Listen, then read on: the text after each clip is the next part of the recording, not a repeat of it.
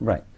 Now, when you talk about these things, somebody in the audience must come up, I assume, and say, well, oh, we only understand 4% of this stuff. Yeah, that's great. So I love it. how is that different from Bill O'Reilly saying, well, in that case, the rest of it's God, and you guys are you're just expounding beliefs here. You've got no evidence for the 96%. The difference is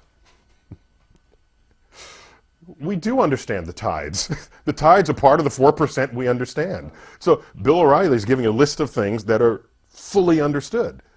If he had given a list of things that are not understood, okay, that would be a different reaction.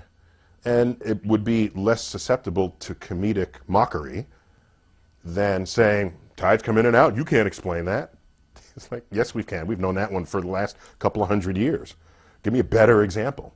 So if he said, there's dark matter and there's dark energy forcing an expansion of the universe so fast that it's accelerating. You can't explain that. Right. We can't explain it. Okay.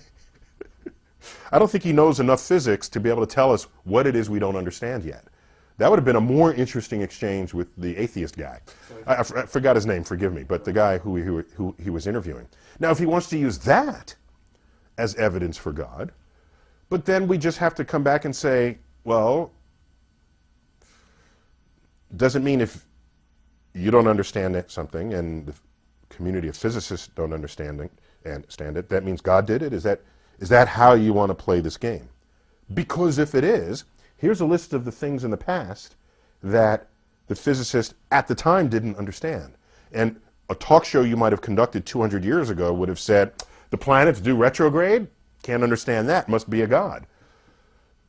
And we'd say, you know, you're right. And then 10 years later we understand it, so what do you do?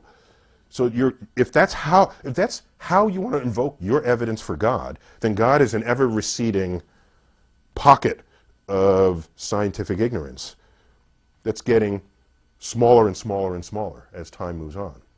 So just be ready for that to happen, if that's how you want to come at the problem. So that's just simply the God of the gaps argument. It's been around forever. So in fact, people who want to make arguments. And wait. And I don't even mind. I don't even care if someone wants to say, you don't understand that, God did it. That doesn't even bother me. What would bother me is if you were so content in that answer that you no longer had curiosity to learn how it happened. If the day you stop looking because you're content God did it, I don't need you in the lab.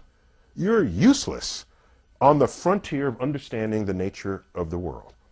And if the world had been,